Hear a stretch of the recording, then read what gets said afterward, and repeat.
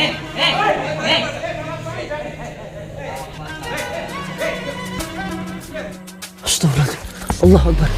Allah Akbar. Astagfirullah. Astagfirullah. Allah. Allahumma sholli ala sayyidina Muhammad wa ala alihi. Assalamualaikum warahmatullahi wabarakatuh. Bismillah. Alhamdulillah wa syukurillah wa ni'matillah wa la haula wa la quwata illa billah, amma ba'd. Saudara-saudaraku semuanya, subscriber, lover dimanapun berada, semoga saudara-saudaraku dimanapun berada selalu dalam lindungan Allah Subhanahu wa ta'ala, mendapatkan rezeki yang berkah, barokah, berlimpah dan selalu bertambah, bisa untuk beribadah, bisa untuk pergi ke Mekah, ke Madinah.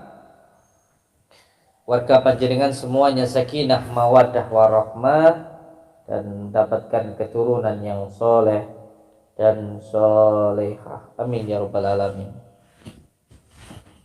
Alhamdulillahirabbil alamin. Di malam hari yang berbahagia ini, kita semuanya bisa bersilaturahmi, bertatap muka. Semoga kita bisa doa, saling mendoakan dan menjadi saudara seduluran selawas yang walasai Gusti Allah. Amin ya rabbal alamin. Saya di pagi hari yang berbahagia ini ingin menjelaskan sedikit kepada saudara-saudaraku dimanapun berada tentang Mbah Di atau Mbah Ubaidillah, salah satu orang yang sangat tidak suka dengan adanya Pondok Nuswantoro, atau beliau itu sangat benci sekali dengan saya. Tapi saya beranggapan bahwa orang yang benci itu sebenarnya adalah orang yang sangat suka terhadap diri kita, tetapi mungkin tidak bisa seperti kita sehingga mempunyai rasa benci yang berlebihan. Jika ditanya bencinya kenapa, itu sebenarnya mereka juga tidak bisa jawab. Nah, berkaitan dengan Mbah Di ini, saya ingin menyampaikan kepada saudara-saudaraku subscriber, lover dimanapun berada, bahwa Mbah Di ini ternyata memang sudah sangat lama sekali tidak suka dengan adanya Pondok Nuswantoro, tidak suka dengan saya. Tetapi tidak apa-apa, orang boleh tidak suka sama saya, tetapi insya Allah saya akan tetap suka terhadap siapapun, karena di dalam hati ini alhamdulillah insya Allah tidak ada kebencian di dalam hati saya untuk siapapun. Bahkan terhadap orang yang membenci saya pun tetap suka. Karena setiap manusia, sebaik apapun kita, yang namanya orang tidak suka itu pasti ada. Itu orang baik. Orang baik aja masih ada yang tidak suka, apalagi tidak baik gitu. Sama halnya ketika kita menanam padi. Walaupun kita menanam padi, rumput itu juga pasti akan tumbuh, pasti akan ada. Rumput itu juga pasti akan ada. Tetapi ingat, kalau kita nggak nanam padi, nggak akan tumbuh padi, hanya akan tumbuh rumput. Nah, ketika kita menanam padi, pasti ada rumput. Nah, rumput itu menjadi penyemangat untuk diri kita, bahwa ketika kita melakukan kebaikan, yang namanya orang tidak suka pasti ada, tapi kita harus tetap berbuat baik, karena itu perintah dari Allah Subhanahu wa ta'ala. Jadi berbuat baik itu bukan atas dasar manusia, tetapi untuk mencari ridha Allah Subhanahu wa ta'ala. Ketika kita baik kepada siapapun, entah kepada orang tua, mertua, tetangga, saudara, anak, bahkan istri kita. Itu harus benar-benar karena Allah Subhanahu wa taala. Kalau karena Allah, maka tidak akan ada yang namanya kekecewaan. Dan tidak ada yang namanya batas kesabaran, tidak ada. Karena berbuat baiknya karena Allah. Sebagai contoh, ketika kita baik kepada orang tua delala sudah pikun, ya kan? Sudah dikasih makan, katanya belum. Apakah kita terus tidak baik? Boleh tidak baik kepada orang tua? Tidak boleh, kita harus tetap baik. Apakah kita kecewa? Enggak. Coba kita bayangkan ketika kita masih kecil, dirawat oleh orang tua, nangis, disuapi, dimandikan, dan kita tetap dirawat walaupun kita tidak baik. Begitu juga ketika kita merawat orang tua kita. Ketika orang tua sudah tua, suka marah-marah, cerewet, ngompol, pikun, kita harus tetap baik. Karena kita berbuat baik kepada orang tua karena Allah Subhanahu wa taala. Bukan karena manusia, tapi karena Allah. Setiap kehidupan ini adalah proses untuk diri kita mendekat kepada Allah Subhanahu wa taala. Maka ketika kita mendekat kepada Allah Subhanahu wa taala, kita akan banyak manfaatnya. Dan perlu untuk dipahami bahwa sesuatu hal yang bermanfaat tidak akan mudah di dalam prosesnya. Panjenengan tahu pedang yang tajam itu harus melalui proses yang sangat-sangat menyedihkan, sangat-sangat melelahkan. Bagaimana tidak? Sebuah pedang yang tajam pada awalnya harus menjalani proses dipukul berkali-kali, dibakar, dipukul lagi, dibakar lagi, dipukul lagi. Dari seonggok besi, dari sebuah besi, dipukul berkali-kali, dipandi, digembleng terus berkali-kali, sampai akhirnya menjadi pedang yang tajam. Oleh sebab itu penting yang namanya ilmu atau pengetahuan, nur cahyo, pengertian. Jika seonggok besi paham bahwa dia dipukul berkali-kali itu untuk menjadi sebuah pedang yang tajam, yang bisa bermanfaat, yang menjadi sebuah kebanggaan, dia tidak akan pernah menyerah atau habis kesabarannya, tidak. Karena siapa yang pengen mulia maka dia harus siap untuk dihina. Begitu juga genteng yang kuat menahan air hujan maupun teriknya matahari, dia harus rela diinjak-injak, disirami air, diinjak-injak lagi, dijemur, dibakar. Karena itu proses supaya nanti kuat menahan air hujan maupun panasnya matahari. Saudara-saudaraku semuanya, banyak hal yang tidak bisa dijelaskan jika kita mengatakan tentang kesabaran. Karena kekuatan kita sebagai hamba Allah itu adalah sabar dan sholat. Bahwa semua kehidupan itu ada proses-prosesnya. Dan itu hanya dipahami ketika kita sering mengamalkan sholawat. Apalagi sholawat An-Nuridati. Sholawat An-Nuridati di dalam kalangan pondok pesantren sering juga disebut sebagai sholawat makrifat. Karena ada kalimat wasyirri sarri, rahasia-rahasia ketuhanan. Dan seseorang sebelum mengenal Tuhannya maka akan diperkenalkan dulu dengan siapa sejatinya dirinya. Di dalam kalimat sholawat ini mengandung rahasia-rahasia yang luar biasa, yang hanya bisa dirasakan oleh yang mengamalkan. Begitu banyak sekali rahasia yang didapatkan. Begitu juga untuk saudara-saudaraku, sudah banyak ratusan bahkan ribuan yang mengambil gemblengan di saya, dan alhamdulillah begitu banyak manfaatnya. Oke. Dan masalah tentang Bahdi atau Ubaidillah yang saat ini masih terus ada masalah dengan saya, yang beliau mengganggu saya dan akhirnya terkena sakit, itu semuanya kesannya Gusti Allah. Dan sekarang mulai terbuka permasalahannya. Ternyata Bahdi ini mengikuti sebuah padepokan yang cukup besar, padepokan alam semesta, yang anggotanya itu ternyata ribuan, bukan cuma ratusan, ada di beberapa wilayah.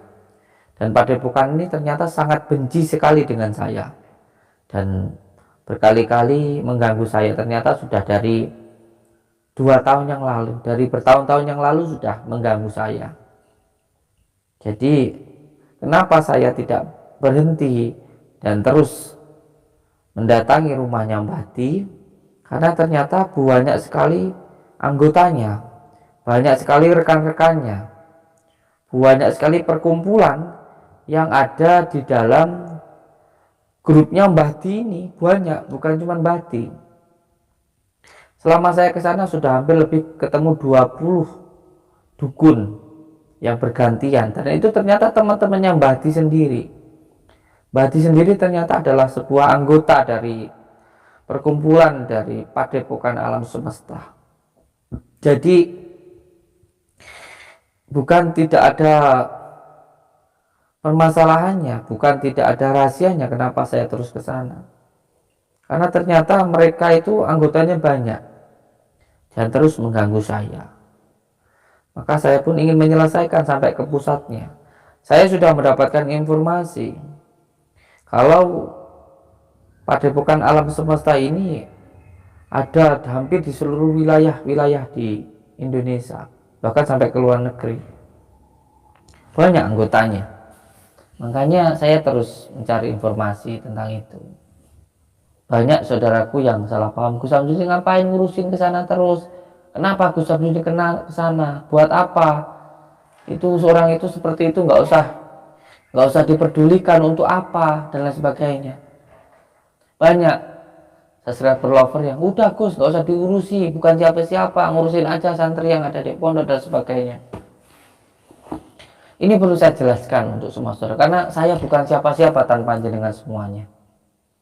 Saya hanya pemulung rongsok. Saya tidak bisa apa-apa. Tetapi masalahnya, Bahdi ini sudah mengganggu saya dari 2 tahun yang lalu. Beliau itu sudah mengganggu pondok dari 2 tahun yang lalu. Datang 4 orang, 5 orang, ada videonya. 2 tahun yang lalu, bukannya sekarang. Dan beliau sudah berkali-kali pernah berusaha untuk meracuni saya juga. Pernah ada videonya, beliau kirim makanan, ternyata mau meracuni saya. Waktu itu alhamdulillah saya berasa. Makanannya saya coba kasih ke ayam, ayamnya meninggal. Ada videonya juga. Jadi kenapa saya terus datang ke sana? Yang pertama, saya niat berbuat baik karena Allah Subhanahu wa Ta'ala, bukan karena manusia. Sejahat apapun orang kepada saya nggak pernah ada kebencian dengan orang itu. Saya nggak pernah benci. Itu yang pertama. Dan yang kedua, ini adalah amalan saya. Jadi proses sebelum menjadi sebuah pedang, besi itu harus ridho dipukul berkali-kali. Karena itu memang proses untuk menjadi pedang yang tajam. Genteng itu sebelum kuat menahan air hujan dan terik matahari harus siap diinjak-injak, diilas. Untuk menjadi kuat ketika kena air hujan dan terik matahari. Itu prosesnya.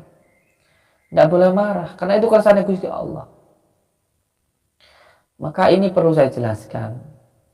Banyak hal ilmu hakikat yang tidak bisa dijelaskan secara syariat. Karena ini bab rasa.